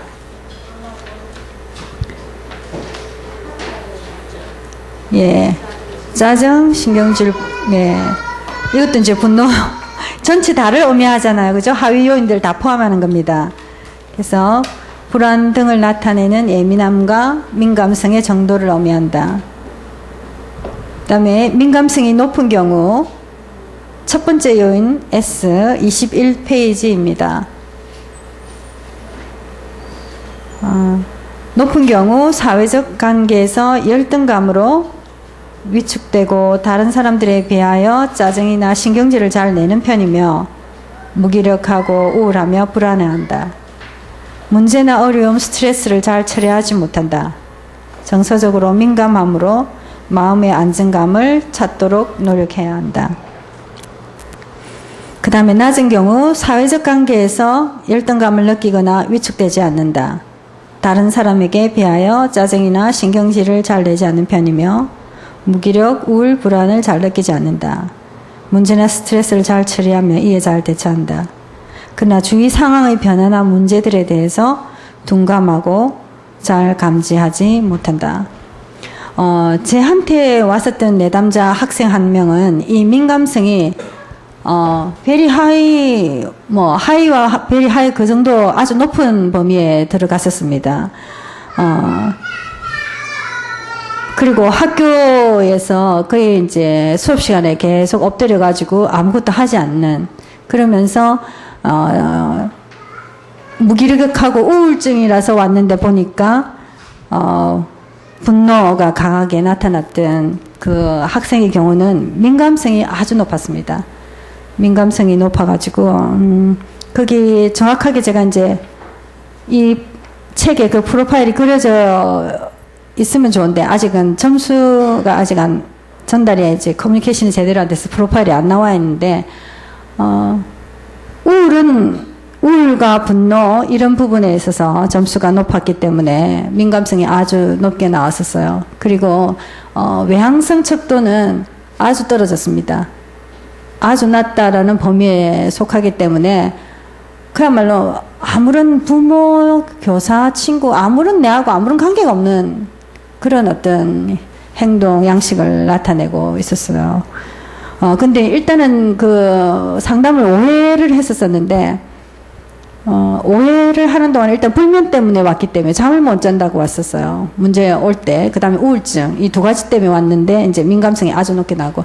불면증은 첫 회하고 난 뒤에 바로 해결이 되어서, 그다음부터는 아주 잠을 잘 잤습니다. 그 다음에 이제 우울증 때문에 이야기했는데, 제가 우울증 약은 안 먹여도 좋겠다. 이때는 검사를 하고 났지만 결과를 몰랐었을 때인데, 제가 보기에는 약간 좀 반항기가 있고 뭐 우울증 약을 먹어야 시작을 할 만큼, 그래서 제가 조금만 기다려달라, 한 2회 정도 더 만나고 제가 그때 말씀드리겠다 하고 이제 결국은 약을 안 먹었어요. 안 먹고 괜찮았고, 오해하고 난 뒤에 부모님들을 개별적으로 만나면서 그동안에 어떤 관계 속에 있었는지를 알게 되었습니다. 그리고 이제, 제가 이상하게 생각하는 것은 너무나 빨리 치료가 된다는 게 계속 이상하게 의문이 생깁니다. 그래서, 그분들이 비용 때문일 수도 있겠는데, 그렇지는 않은 것 같아요. 일단 불면도 하루 만에 바로 해결이 됐기 때문에, 계속 왔었던 거니까. 그리고 마지막 회 때는, 부모, 어머니와 아버지에 대한, 생각을 제가 알고 있었었는데, 알고서 제가, 어떻게 해서 이 사람이, 이 학생의 생각을 바꿨을까? 어머니에게 전화가 왔더라고요. 전화가 와서, 이 아이 생각이 바뀌었어요. 이렇게 말을 하는 거예요. 예. 그래서 한 해 만에 또 5회째 마지막 한 해 만에 아이가 어떻게 해서 생각을 바뀌었을까? 또 그게 내 스스로도 놀라웠어요. 그래서 내가 뭘 했지 하고 이제 제가 다시 생각을 해본 거죠. 이제 부모와의 관계를 알고 제가 어떤 질문을 했느냐면, 우리가 보통 생각할 수 있는 질문인데, 만약에 우리가 인생이라는 것은 내일을 잘 모른다. 근데 만약에 니하고 내하고 내일 인생의 마지막 날을 우리가 만약에 만나게 된다면 너는 뭐 할 것 같노? 그런 질문을 했었어요. 그리고 또 나는 뭐 할 것인가를 이야기를 했었어요. 근데 그때 뭘 이야기했냐면, 왜 한 번만 애가 생각이 바뀐 거예요. 저도 놀랍고 궁금했기 때문에 내가 뭘 했기 때문에 그럴까 하고 이제 제가 추정을 해봤죠. 그래서 마지막에 이제 그 질문이 학생에게 중요했을 것이다. 내가 어떻게 말을 했냐면, 만약 내가 정말 인생의 마지막 날을 접한다면 나는 내 2 아들에게 쫓아갈 것이다. 다른 아무것도, 아마 이게 엄마와 아들과의 관계에, 또 아버지와 자신과의 관계, 자기는 아들이잖아요. 엄마와 자기와의 관계, 아버지에 맞았던 그 괴로움에 대한 자기로서 가져 있었던 분노, 이런 것들이 너무나 효과가 났지 않았을까, 저는 그런 생각합니다. 저는 그것밖에 한 게 없거든요. 그래서 내가 진짜 마지막 날을 맞이한다면 나는 내 2 아들에게 당장 달려갈 것이다. 내가 그렇게 말했거든요. 그러니까 이제 엄마에게 아들이라는 존재가, 왜냐면 이제 그 상담 관계에는 자기와의 관계가 상담자와의 관계로 그대로 전이가 일어나요. 트랜스퍼가 일어나거든요. 그래서 만약에 여자가 남자 상담자한테 가서 끓이는 경우도 있을 수 있는 거예요. 왜냐하면 이 내담자의 경우에, 성적인 어떤 문제가 있었던 경우에, 성적인 것으로 인해서 남자에 대한 편견을 가지고 있는 사람이 상담자인 남자를 만나게 됐을 때 그것이 또 똑같이 나타날 수가 있기 때문에 거기에서 오는 뭔가 역동이 또 있습니다. 그런 것처럼 이 아이하고 내하고는 내 나이와 자기 엄마의 나이가 비슷하잖아요. 그리고 지가 이제 이런 관계에서 이야기할 때, 만약 내가 정말 마지막 날이다, 그러면 나는 내 2 아들을 찾을 것이다. 그래서 당장 쫓아갈 것이다. 내가 그렇게 말했거든. 그러면서 자기 엄마에 대한 느낌은 제가 이제 그 4회째는 알았죠. 자기가 이야기를 했고 또 부모를 통해서 알았기 때문에 그런 질문을 한 그 하나의 질문 때문에 효과가 뭐 딱 하나만 말할 수 없죠. 그동안 연계되어 오면서 나름대로 신뢰가 형성이 되었겠죠. 그래서 자기도 막 이렇게 불면이 치료되면서 나를 더 믿을 수 있게 되었고, 그러면서 그 마지막 말에 굉장히 진실하게, 그래서 저는 나의 어떤 상담자가 뭐 여러 가지 기법도 중요하지만 내가 어떤 진심이 전달되었을 것이다, 이제 이런 느낌이 들더라고요. 그래서 그 진심이 전달됐구나. 그래서 그 다음날 어머니가 전화가 와서 아이하고 이야기를 했는데 아이 생각이 바뀌었어요. 이렇게 이야기를 하더라고요. 그러면서 상담이 5회에 마쳤습니다. 그래가지고 5회 그 마지막 해가 생각해 볼 때 내가 그 질문이 결국 아무리 내가 미워하는 엄마, 아버지지만 엄마의 입장에 섰을 때는 엄마의 최고의 가치는 부모에게 있어서 그야말로 최고의 중요한 귀한 건 뭐냐? 아무것도 아니다. 바로 내 아들. 내일 내가 당장 죽음을 맞이하면 내가 당장 쫓아갈 것이 어디냐? 그런 이제 내 진심으로 이야기했거든요. 자기도 자기 이야기는 하긴 했어요. 그러면서 이제 그게 진심이 전달됐구나. 이제 이런 생각을 했었습니다만 그동안에 이제 5회째 오면서도 서로가 믿을 수 있는 관계가 됐겠죠. 그 다음에 이 하위 요인들, 불안에 관한 것들, 불안도 특정 대상에 대한 공포가 아닌 일반적인 걱정, 불안, 긴장, 두려움의 정도를 말합니다. 그 다음에 높은 사람은 아주 긴장하고 불안하고 초조해하며 정상생활이 어려운 정도로 극심한 경우에는 전문적으로 마음을 이완시키는 방법을 배워야 할 필요가 있습니다. 낮은 경우에 다른 사람에 비해서 느긋하고 근심 걱정이 없는 듯 태어나며 너무 이완되어 있어서 자신의 현재 문제 상황을 지각하지 못할 수도 있다.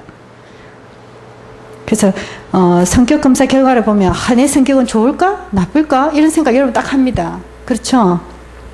오히려 갖고 받게 될 내 성격 좋은 성격이야, 나쁜 성격. 그게 바로 우리 성격에 나오면 왜 하나님은 다른 과일이 아니었고 선악과였을까? 그런 생각을 합니다. 제 혼자서. 우리가 가만히 있어도 자꾸 좋고 나쁜 거. 그죠? 이게 완전 체질이에요. 그게 선악은 너희들이 하지 말라는데 왜 자꾸 우리가 하는지 모르겠어요. 그러니까 성격 검사를 보고도 나의 독특함.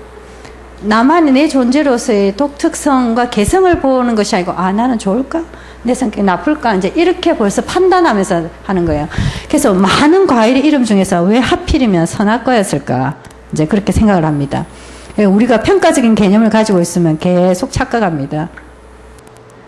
그래서 모든 지각이 뛰어나지 못하기 때문에 우리는 계속 착각할 수밖에 없고 자기 프레임 속에 살기 때문에 나름대로 현실적이고 객관적인 수준에 살 수 있는 사람이라 하더라도 또 자기 나름의 어떤 틀 속에 살 수밖에 없기 때문에 그런 틀을 깨야 되고 특히 심리치료나 상담을 하는 분야에 속하는 분들이라면 절대 자기 프레임을 가지고 있으면 안 됩니다. 여러분들 경험한 거 경험이었지 단 한편의 조각이었지 그것도 아무것도 아니잖아요. 그래서 정말 자기가 가지고 있는 어떤 편견과 어떤 틀이 아무것도 없어야 됩니다. 그러려면 어디서 우리가 힘을 얻어야 되냐? 그건 답은 여러분도 아시잖아요. 그게 아니면 안 됩니다. 그 다음에 분노, 좌절감, 적대감, 비통함 이런 것을 나타냅니다. 여러분들 평소 다른 사람들에 비해서 높은 사람들, 지나칠 경우에 본인과 주위 사람들 모두를 위하여 먼저 자신의 분노를 조절하기 위한 노력이 필요하다. 그래서 분노, 조금만 사소한 거 안 돼도 굉장히 짜증을 내고 분노를 많이 일으키는데 이런 학생들을 보니까 조그만 일이 나도 막 화를 굉장히 많이 내더라고요. 별 사소한 것 같은데 큰일 난 것처럼 막 분개하면서 이렇게 좀 다르더라고요. 그래서 이게 극히 높은 학생들이죠. 그리고 이제 이게 너무 낮으면 어떨까요? 욕구나 자질이나 스트레스가 있어도 타인들에게 분노나 적의를 잘 나타내지 않는다. 아주 정말 이게 진짜 자기에게 어떤 좋은 의미로 이게 되면 괜찮은데요. 해야 하는데 못했다라든지 분명히 자기 입장에서 표시가 되어야 되는데 안 됐으면 이거는 굉장히 자기한테 에너지가 소모될 수 있는 계속 걸림돌이 되는 어제 제가 그 권사님에게서 들었던 말씀 속에 제가 어제 그 생각이 나는 거예요. 얼마나 표현했어야 되고 뭔가를 말했어야 되는데 그게 안 됐었으니까. 그죠? 사랑하는 감정이 아니고 이때는 화가 나고 도와달라 하든지 왜 그러냐든지 이런 그거를 못했었기 때문에 해야만 표시해야만 되는 상황에서 못하면 어때 돼요? 이때는 표시하는 게 긍정적이지 않을까나 이런 생각이 듭니다. 그죠? 그러면서 이제 이렇게 뭐가 잘못되었는지, 그렇다고 제가 막 그런 분노를 표현해야 된다. 그런 뜻은 아닙니다. 아닌데, 아이라는 입장에서 말입니다. 내 동생을 업고 걸어가는 그 무겁고 힘든 그 상황이라고 생각해보면, 당연히, 그죠? 이해가 되잖아요. 그런 거를 생각해보면, 화를 내어야만 되어야 된다면, 그것은 너무 이렇게 움츠리고 들면, 그것도 자기에게는 좀 힘들죠. 그래서 이제, 우리나라 여성들이 좀 이런 문화 속에서 많이 지내지 않을까, 이런 생각을 해봅니다. 그래서 심리치료 와서는 오히려 어떤 이제 자리를 두고 비너의자 기법이라든지 역할극이라는 아주 그런 기법을 쓸 때 꼭 남편이 앞에 있는 것처럼 말하게 합니다. 그래서 남편에게 하지 못했던 말을 그대로 내뱉게 하죠. 그리고 이제 다른 사람들을 통해서 또 지혜를 얻습니다. 아, 내가 이해 못했던 거를, 그때 남편의 입장을 이해 못했던 걸 또 이해하게 됩니다. 그 다음에 우울증이 아니고 우울입니다. 외로움, 무력감, 실패감. 어려움이 왔을 때 쉽게 낙심하고 좌절하며 의욕을 잃게 됩니다. 아무 일도 하기 싫어지고 극심한 경우에 학교나 직장 생활 지속할 수가 없고 하루하루 너무 힘들고 일의 능률도 떨어지며 식욕이 없고 잠을 잘 자지 못합니다. 그래서 이런 경우에 아주 심한 경우에까지 제가 기술이 되어 있습니다. 신체적인 증상까지 나타나면 식욕이 없고 불면이 오고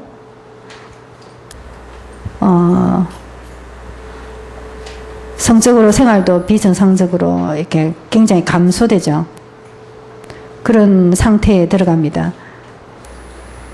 근데 이제 우울증이 되고 한데 저는 감기와 같다, 신체적으로 말한다면 감기와 같다라고 생각합니다. 우리가 감기 때문에 사실 그걸 계속 두게 되면 여러 가지 합병증이 생기는 것처럼 모든 질환은 우울이 틀림없이 있습니다. 정신적인 문제는. 근데 이제 그것 때문에 우울증으로 심하게 그냥 앓다가 완전히 이제 더 이상 회복하지 못할 때 정신분열증으로 나중에는 환청, 환각까지 보는, 처음에는 그렇게 하지 않았다는데 이제 그렇게 갑니다. 그래서 야, 이 우울증이 바로 우울이 바로 체크 포인트구나. 심리적인 어떤 증상에. 그래서 이제 우리가 우울한 기분을 일상적으로 느낄 수 있잖아요. 묘지에 갔는데, 해피하다. 이건 아니죠. 그죠? 묘지에 갔으면 당연히 이제 그분에 대한 생각과 함께 지나간 생각을 하게 되고, 그렇죠. 근데 그것이 지속적으로 일어나면 우울증이죠. 지속적이고 반복적이면서 그 정도가 심한 경우에, 특히 일상생활을 할 수 없다. 잠을 못 잔다. 잠을 계속 못 자면 학교 못 가죠. 잠을 계속 못 자면 직장을 나갈 수가 없습니다. 그 다음에 신체적인 증상까지 나갈 때 그건 우울증입니다. 불면, 식욕, 부진. 이렇게 신체적인 증상까지 가면 그건 이제 우울증이죠.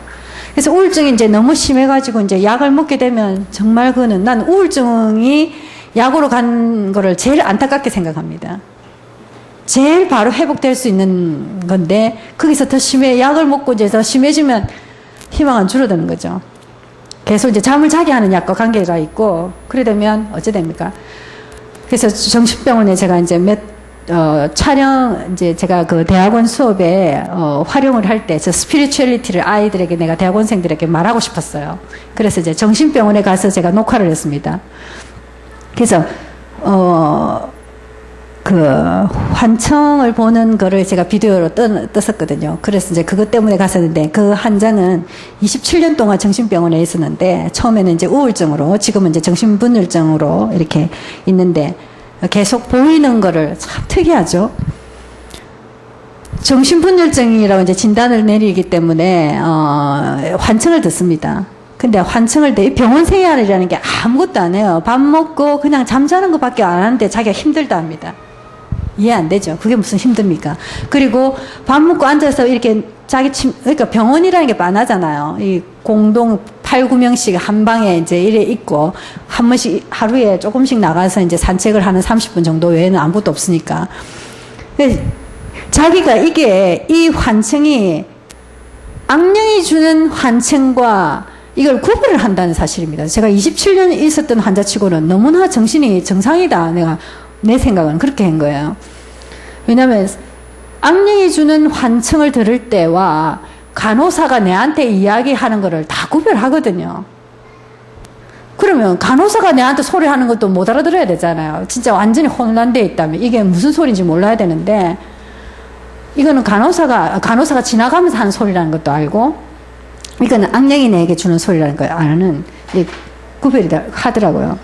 그래서 우울한 거는 정말 심리치료로 나는 할 수 있는 가장 좋은 기회인데 이거를 놓치면 너무나 안타까운 일이다 이런 생각을 합니다.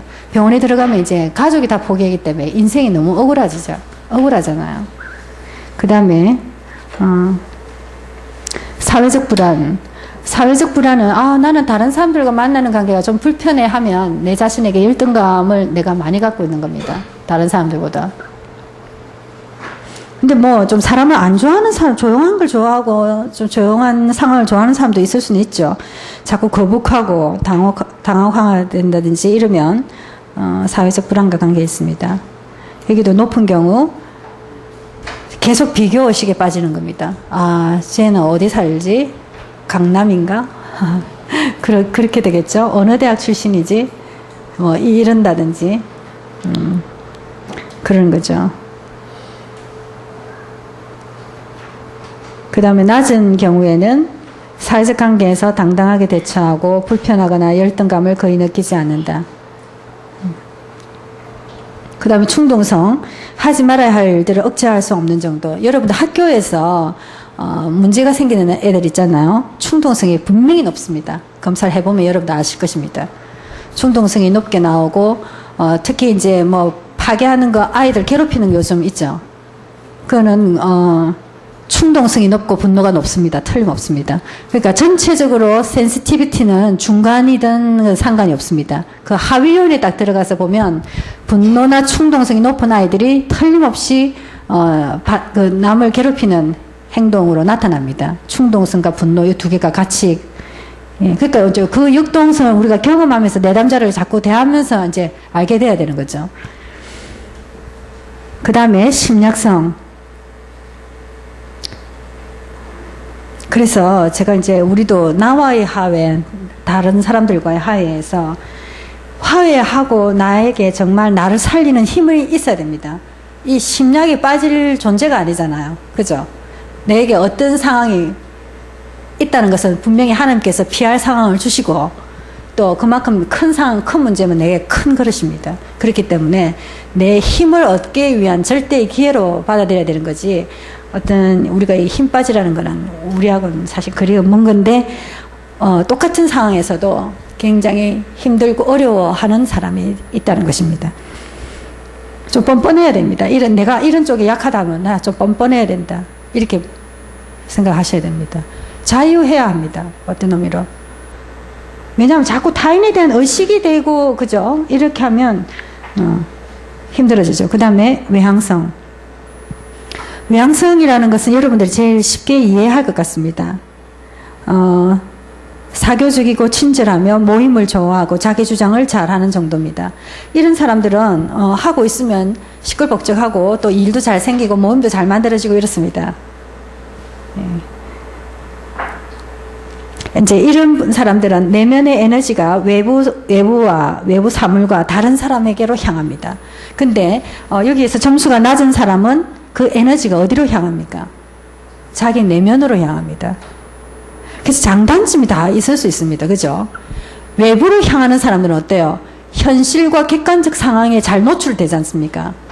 그죠? 그런 장점이 있고 그러면 어떤 단점이 있습니까? 자기 자신을 잘 모릅니다. 자기 감정을 잘 캐치를 못한다든지 자기 자신을 그러니까 우리는 다 가지고 있죠.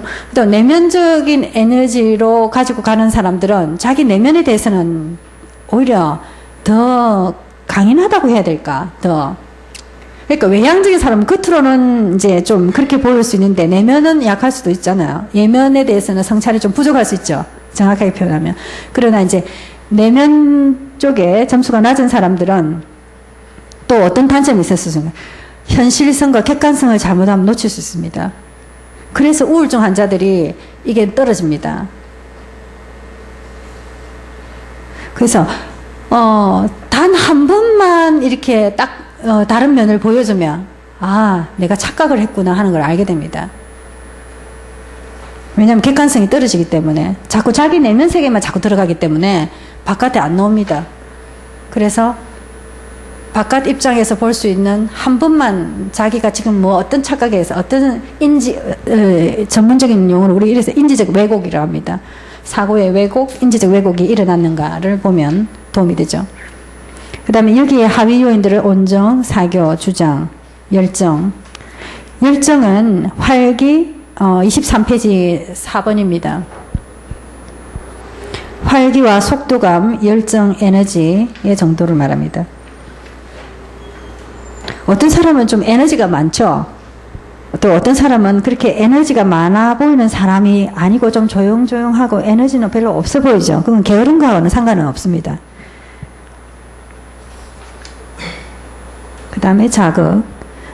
긍정 정서는 또 우리에게 심리적인 건강과 관련해서 중요한 요인이라고 생각합니다. 24페이지. 여러분들 이걸 하고 나면 여러분들 프로파일 볼 때 여러분들이 이해를 해야 됩니다. 자극은 긍정 정서, 기쁨, 행복, 사랑, 평안 등의 긍정적인 정서를 경험하는 정도. 쉽게 웃고 기쁘고 행복하며 편안해합니다. 높은 사람들. 낮은 경우에는 목사님들은 잘 안 웃으시대요. 대체로 보면 왜 그럴까요?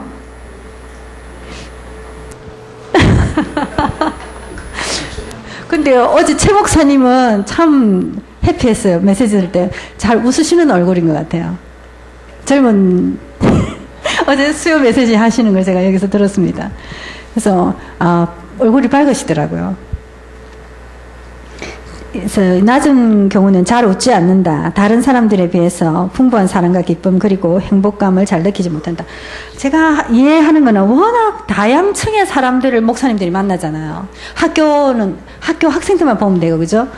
그러니까 우리가 상상할 수 없는 위에가 상상할 수 없는 밑에 모든 사람들을 다 만나기 때문에 이런 사람들 만나고 나면 좀 의심이 생길 거예요.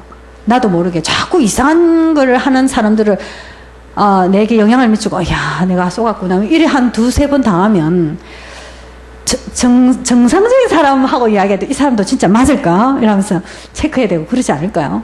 그죠? 좀 그럴 것 같아요. 그래서 목사님들이 참 힘드시겠다 그런 생각이 듭니다.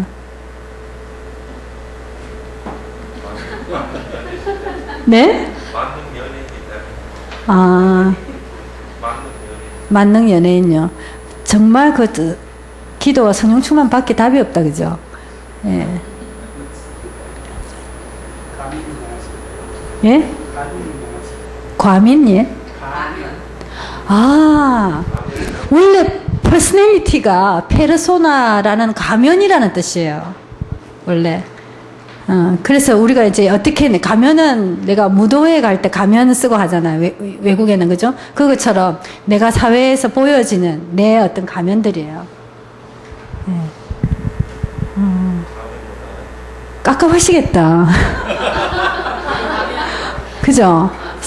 제가 사실은 아주 오래전에 어느 보통 신학교에 대학원 과정에 가봤어요. 상담 전공인데 내가 상담 전공하기 때문에 여기는 도대체 신학교에서는 어떻게 할까 싶어가지고 제가 궁금해서 그냥 가봤어요. 가서 보니까 솔직하게 말씀드리면 난 정신병자들 모인 줄 알았어요.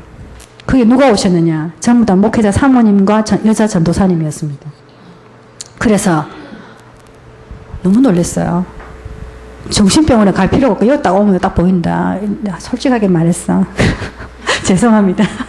근데 그건 어느 교회 다니는지도 난 몰라요. 모르는데 하여튼 가게 돼가지고 상담 전공하는 데들 사람들이 왜 이러냐 싶은 거예요. 정말 솔직하게 말씀드려서 죄송합니다. 그래서 가면이 아니고 조금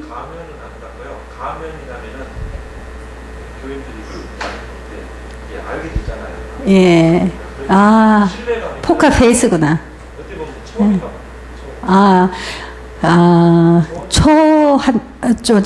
하이퍼, 뭐라 해야 되나, 슈퍼. 예. 율법적인 데는 예. 불려서라고 불렸어요. 예. 제가 그런 생각을 했습니다. 그러니까 우리가 복음이 종교화됐기 때문입니다. 그거는 목사님 스스로 난 전공 아니기 때문에 난 뭐 편하게 말합니다. 전공하신 분들의 책임이죠, 그거는. 그런 분들이 상담하면 어떻게 되나요? 어떤 분들요? 아까 상담 공부하는 굉장히 그건 제가 정신적인 수준에 있어서 정신병원에 앉아 있는 거나 같았다 생각합니다. 그래서 여러분들 교회 목사님과 사모님들은 천국에 오셨구나. 제가 그거를 압니다. 다른 데 목회자 사모님들은 그리고 이제 하여튼 여자 사모님들과 여자 전도사님들이 대부분이었는데 이거는 아니다 싶더라고요. 근데 무슨 상담하노 이래 싶더라고요. 네. 그거는 이제 보통적인 수준에서도 영 너무 아니었어요. 네. 치유받아야 되니까. 저도 그렇습니다만, 저도 그렇습니다. 저는 예가 아니고. 그 다음에, 긍정정서, 그 다음에 리버티, 자유성. 그래서 자유성에 관해서 의미, 개인의 감정, 사고, 가치관이 그 속한 사회 관습과 문화 속에서 얼마나 자유로울 수 있느냐의 정도입니다. 즉 풍부한 상상력, 심리적 감수성, 내적 감정의 풍요로움, 변화, 선호의 경향성, 지적 호기심, 자율적인 판단력의 정도. 그래서 어제 그 목사님께서 말씀하신 어느 목회자께서 정말 현실적으로 말도 안 되는 문제를 터뜨려 놓고 이게 정죄함은 없나니 이게 자유 아니냐 이런 식으로 말하는 분이 계시다고 참 놀라웠다고 말씀하시더라고요. 그래서 어저께 제가 5가지 그 틀 속에서도 안과 바깥의 어떤 관계 움직임이 있어야 됩니다. 그죠? 그렇다고 율법을 이야기하는 건 아니잖아요. 그 속에서 참 자유하면서 완전히 어떤 세상적인 것도 또 내면에 깊이 있는 것도 이렇게 같이 자유로울 수 있어야 되지 않을까. 그러면서 혼자 앉아 있는 시간에 참 자유할 수 있습니까? 그건 뭐 어떤 구주를 갖고 아무리 와도 참 자유하면 양심적으로 참 자유할 수가 없겠죠, 그죠? 알아서 하셔야 되는 거죠. 우리는 이제 선악하면 안 됩니다. 선악 까먹으면 안 됩니다. 우리는 아무도 할 수 없어요. 상담자도 어느도 할 수 없습니다. 오직 하나님만 선악을 할 수 있는 것이기 때문에. 그 다음에 심상, 내면의 어떤 분들은 이 심상이 전혀 낮은 분들은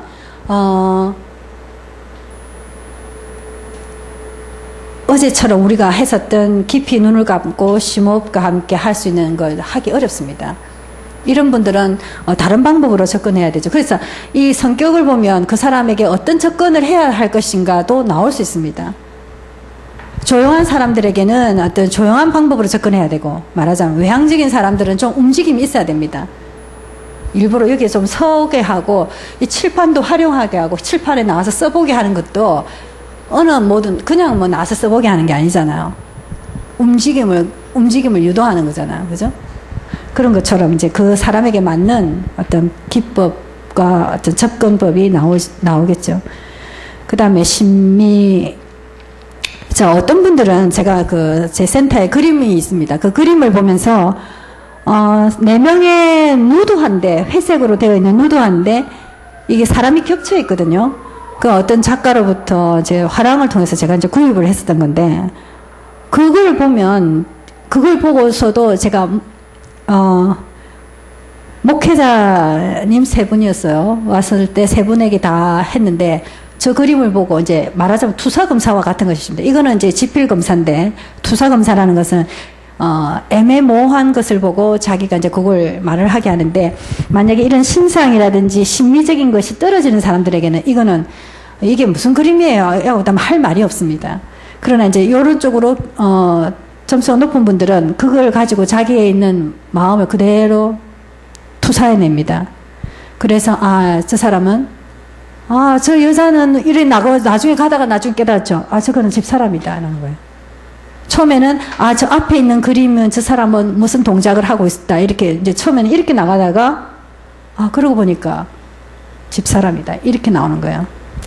그런 식으로 이제 심리적이고 상상력이 풍부한 사람들에게는 그런 투사적인 방법 참 잘못 해석하면 또 안 되겠죠. 사실적인 객관적인 사실과 함께 그런 것도 이제 모두 다 고려해야 됩니다. 그다음 정서. 정서 이 부분의 높은 점수는 다른 사람들보다 행복이나 불안, 그 다음에 감정적인 것을 더 잘 체험하죠. 그 다음에 낮은 경우에는 감정에 있어서 둔합니다. 예, MBTI처럼 이 감정에서 둔한 사람은 좀 아무래도 논리적인 생각, 여기에 초점을 맞추는 사람입니다. 그 다음에 활동성. 활동에 있어서 얼마나 자유하냐. 저도 참 이렇게 자유함을 누리는 사람인데, 의외로 저는 별로 새로운 이 행동을 시도하고 이러지는 잘 않는 것 같아요. 제 개인적으로. 그래서 여러분들도 아마 각기 리버티가 높다고 해서 반드시 이것도 높다 이런 게 아니거든요. 그 개인에 따라 다릅니다. 그 다음 사고. 다양한 분야의 새롭고 창의적인 사고에 관심을 두고, 이게 높은 사람들은, 학문이라든지 지적인 호기심, 추상적 사고 이런 것들을 좋아합니다. 그래서 이거하고 어떤 학업 성적하고도 지적인 것 관계가 있습니다. 낮은 경우에 다른 사람들보다는 지적인 호기심 관심이 없다 이렇게 나옵니다. 그래서 나중에 결합 요인을 보게 되면 수행 양식이라든지 이게 나옵니다. 거기 보면 이 요인들이 다 관계됩니다. 그 다음에 가치에 있어서의 어떤 참 이 가치도 참 안 바뀝니다. 아무리 자유할래도 10년을 있어도 그 뉴질랜드의 어떤 그 특정한 그 가치는 제가 이게 참 수용이 안 되는 거 보면 나도 내가 습관적으로 태어나고 살아있는 이거 틀을 완전히 자유할 수 없는 것 같다 이런 생각이 듭니다. 그 다음에 reconciliation, 융화성은 사회적 관계에서 신뢰롭고 진실하며 협력적이고 양보하며 따뜻한 관계를 유지하는 정도입니다. 그래서 높은 경우, 낮은 경우. 융화성은 인간관계에 대한 대인관계 양식을 설명해주는 중요한 요인입니다. 예, 이 융화성이 높은 사람들이 아무래도 사회적 관계를 잘합니다.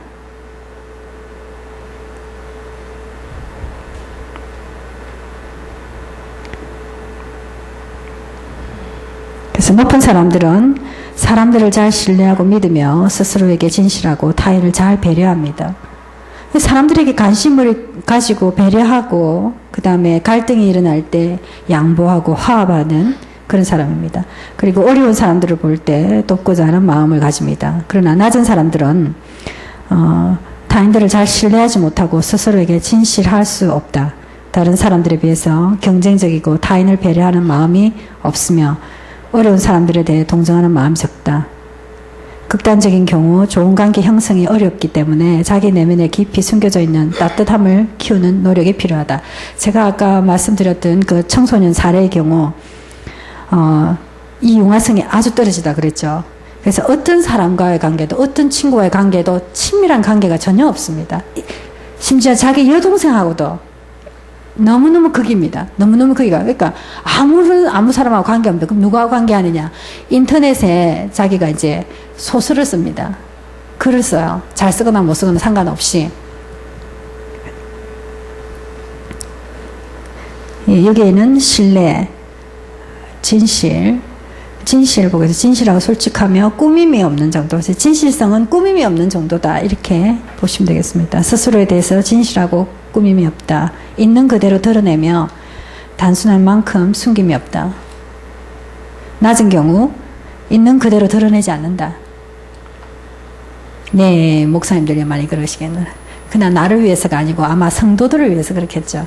또 행위만 볼 수밖에 없는 인간의 눈, 육신적인 눈 때문에 어쩔 수 없이 그들을 위해서 또 그렇게 할 수밖에 없는 상황이겠죠. 근데 이제 이게 정말 얇은 막이 되려면, 투명한 막이 되려면, 그죠? 진짜 충만 받아야 되겠습니다. 그죠? 배려, 타인을 배려하는 타인의 상황과 입장에 대한 배려의 정도입니다. 그 다음에 높은 경우, 낮은 경우. 타인에 대한 입장을 어떻게 고려하느냐, 또 낮은 경우 다른 집단의 처지나 입장을 잘 고려하지 못하고 자기 중심적이다. 예. 그 다음에 협력, 대인관계 갈등 상황에서 나타나는 협력의 정도.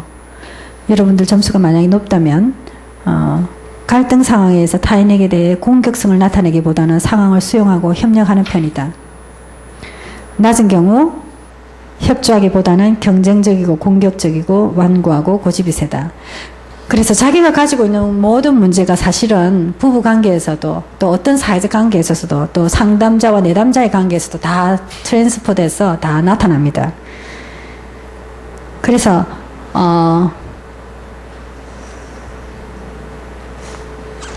한 학교에서의 어떤 교사가 성추행 때문에 문제가 있었었는데, 그때가 너무너무 오래전이다. 20년도 더 넘게 전이었는데, 그래서 이제 제가 그때 그 인터뷰를 할 때, 그때는 초창기에 우리나라에서 자꾸 이제 숨기를 하지 않습니까? 숨기를 하는 게 문제인데, 그래서 이제 교육위원회, 교육청에서 이제 인터뷰가 왔었어요. 왜냐하면 위기 상담을 제가 첫 회를 하면서 녹음을 다 했습니다. 녹음을 했기 때문에 학교에 문제가 이제 생길 수밖에 없죠. 교사가 청소년과 여학생과의 관계였으니까. 게다가 이제 이 학생이 뭐 작년에 가출을 했지 않느냐 이래가지고 이제 문제 소지가 있을 수 있는 어떤 과거가 있었기 때문에 그랬었는데, 이제 그 인터뷰하면서 제가 기억이 납니다. 이 교사가 그동안 여고에만 그도 평생 동안 있었는데 그동안에 한 번도 없었는데 왜 이 학교에서만 있느냐 이렇게 말씀하시더라고요. 그래서 제가 그랬죠. 분명히 있었을 것입니다. 그러나 감추거나 가렸거나 안 들켰겠죠. 제가 그렇게 인터뷰를 했습니다. 아주 좀 잔인하게 인터뷰 다 기록하는데 제가 그때 이제 그렇게 이제 분명히 있었을 것입니다. 제 견해로는. 그러나 그런 일이 있었을 때 학교에서 감추었거나 또 다행히 드러나지 않았거나 그랬겠죠. 왜요? 이 평생 몇십 년 동안 여자 학교만 있었는데 어떻게 이 학교에서 이런 일이 있을 수 있냐. 당장 내일 중요한 자리에 올라가야 될 분인데 그런 거였어요. 이제 그런 경우에도 사람의 어떤 관계가 그대로 나타난다는 것입니다. 그래서 제가 어제 내게 있는 어떤 자꾸 반복되어지는 어떤 떠오르는 그것을 지금은 문제가 없이 보여. 우리가 바다에 수영을 하면 늘 파도가 있는 게 아니잖아요. 그죠? 파도가 올 수 있을 때 그것이 나한테 걸림돌이 되어서 통로가 되는 것입니다. 그래서 이제 정말 나와 화해하기 위해서 그걸 끄집어내보자는 거였어요. 그 다음에 협력, 겸손. 예. 겸손함의 정도인데 이거는 자존중감하고는 아닌데 자신을 잘 드러내지 않으며 겸손하다. 지나치게 겸손할 경우에 자신의 능력과 재능을 알리지 못할 수도 있다. 그래서 우리 외국에는 서구의 교육은요, 조금만 해도 막 드러내기 때문에 애들이 굉장히 이렇게 뭐라나 그럴까 자신감을 키워줍니다. 그리고 우리는 일단 학교 다니는 아이들에게 뭐라 그럽니까? 너 공부 잘하니? 이래 물어보잖아요. 첫 마디가. 외국에는 안 그래요. 학교에서 행복해. 아유 해피합니다. 그러니까 뭐 우리는 100%의 상위 1% 외에는 그럼 전부 다 안 행복한 게 당연하잖아요. 그죠? 공부 잘하는 게 너무 중요하게만 되어 있어서. 그래서 외국에는 그리고 막 자기를 드러내기 때문에 뭐 우리나라에서 좀 못해도 거기 가서 조금만 해도 이게 사람을 살린다고 할까? 그런 것 같아요. 우리는 너무 지나치게 경쟁적이고 일률적인 것으로 사람들을 딱 1등에서 100등까지 이렇게만 보기 때문에 제가 원래 교육학이 전공이지 않습니까? 교육심리 상담심리학입니다. 그래서 전혀 비전공인은 아닙니다. 그 다음에 동정심입니다. 예. 성취 지향성 어치먼트. 자신감과 성실함으로 목표를 성취하고 달성하고자 하는 정도입니다. 이 성취 지향성이 높은 사람들은 반드시 성공합니다. 여러분들은 다 우리 안에 성공의 모든 요소는 있는데 성취 지향적인 사람만이 성취해냅니다. 이게 낮은 사람은 자기가 가지고 있는 것보다 훨씬 더 안 합니다. 뭐랄까, 게을러다고 말할 수는 없어요. 근데 이게, 목표나 그걸 향해서 가게 하는 힘인 것 같아요. 틀림없이 성공한 사람, 이거, 그 검사 해보나 안 해보나 높습니다. 그리고, 내 이기적인 욕심 때문이 아니고, 선한 욕심으로, 진짜 그분이 하시고자 하는 일을 위해서 뭘 하시고자 할까? 이렇게 기도하면서 이거를 해야 하지 않을까? 저는 별로 성취 이게 높은 사람이 아닌 것 같은데, 모르겠어요.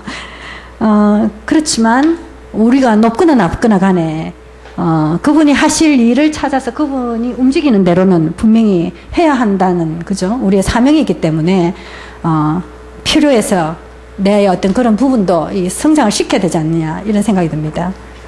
왜냐면 내가 가지고 있는 자원은 이미지 오브 갓인데, 그럼 내가 이만큼밖에 못하고 한다는 거는 계획이 아니잖아요. 그런 생각이 듭니다.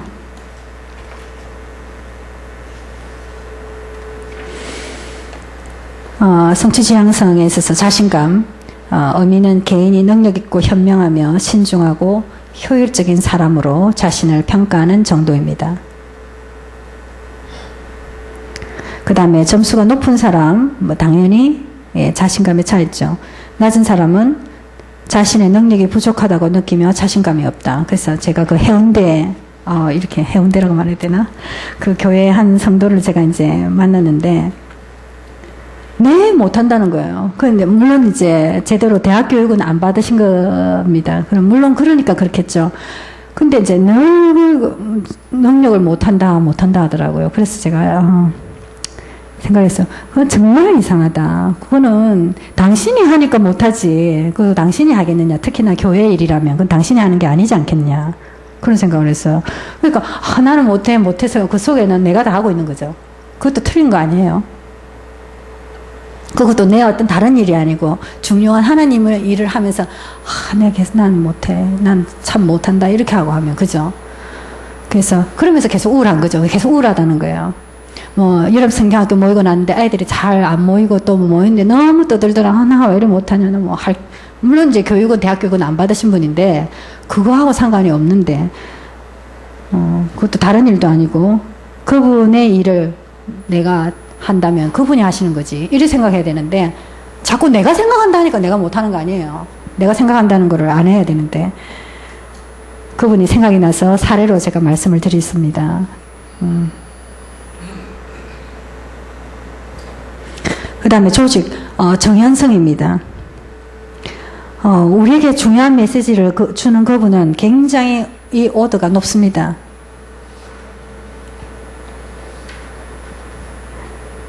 지나치게 높아서 오히려 염려가 될 정도입니다. 제가 보기에는. 그렇지만 또 함께 하시는 분이 다 하시지니까 안 좋으시겠습니까? 그 다음에 규칙은, regulation은 자기가 이 성취를 하는 데 있어서 얼마나 자기를, 원칙과 규칙을 잘 지켜내느냐는 것입니다. 자기 성취를 위해서. 물론 이제 일반적으로 말하면 자기의 성취가 되고, 우리가 하나의 단계를 넘어서서 하나님이 하시고자 하는 그 성취라면, 그게 사명이라면, 그죠? 우리는 또 다른 면이 있지 않습니까?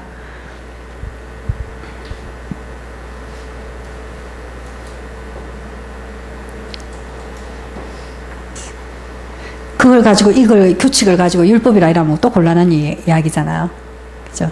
내 스스로를 규제하기 위한 또 중요한 더 큰 일을 위해 가기 위한 것이라면 그 다음에 목표는 성취에 대한 열망의 정도. 이게 강한 사람들은 아주 높은 사람들은 워커홀릭입니다. 일밖에 모릅니다.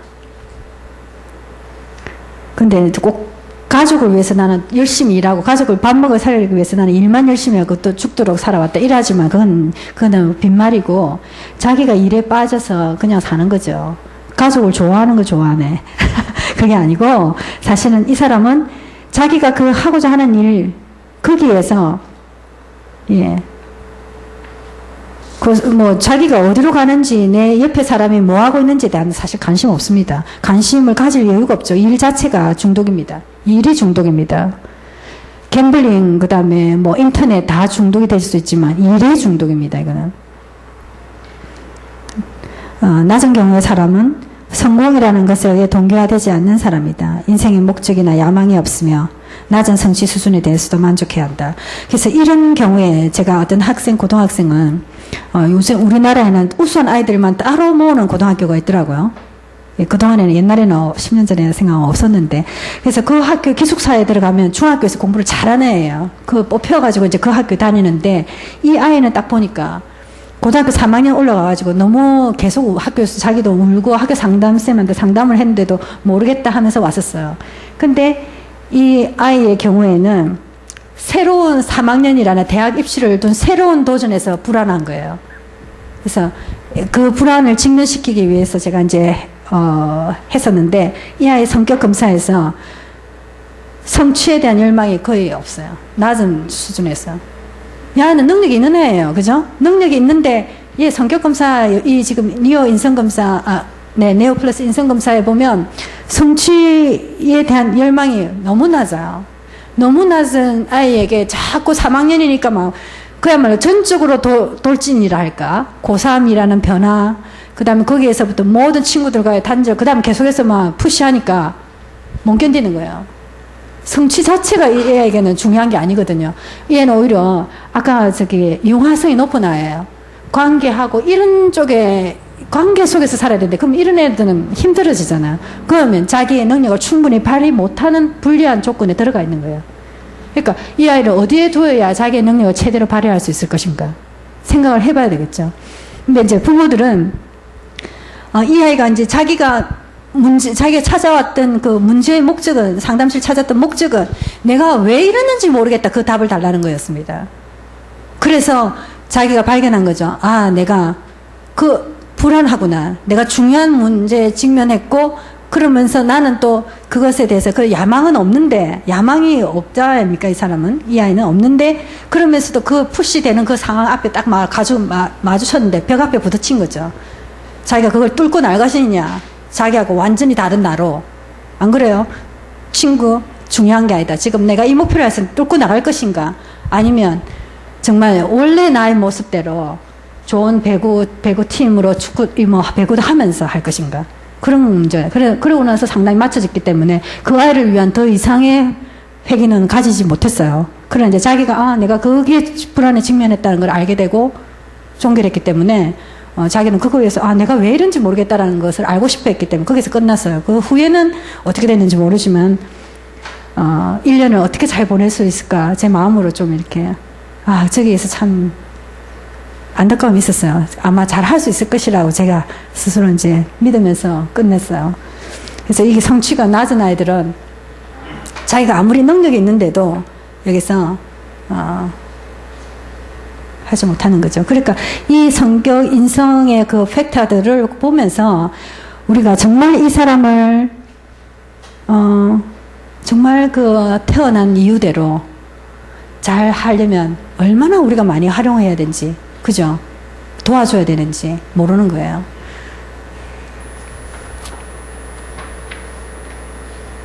그 다음에 셀프 컨트롤, 자기 통제입니다. 원하는 학업이나 일을 시작하고 그것을 완수해내는 능력의 정도입니다. 일을 하다가 보면 어렵잖아요. 막히는 게 나오죠. 그럴 때 어느 정도 끝까지 버텨내느냐는 거죠.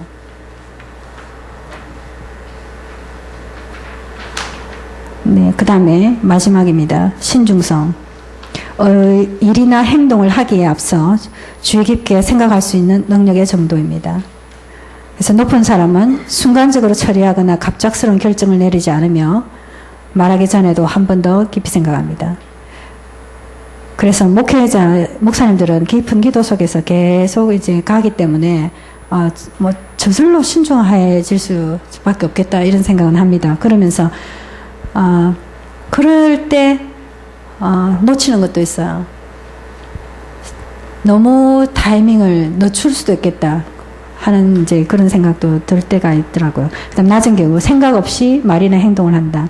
필요하다면 결과에 상관없이 갑작스러운 결정을 내리는 후회하기도 한다. 지나친 경우에는 되게 되는 일이 없고 나중에는 아무것도 하지 못하게 될 수가 있다. 네. 그래서, 셀라 5가지 요인과 각각 하위 요인들에 대한 세부적인 내용을, 지금 저 자료로는 글자가 또 너무 작아서 나중에 하기로는 또 그런 것 같아서 시간도 알맞고 해서 제가 이 책을 가지고 했습니다. 그러면, 점심시간 가지시고 1시간 뒤에 다시 뵙겠습니다. 2시까지 할까요?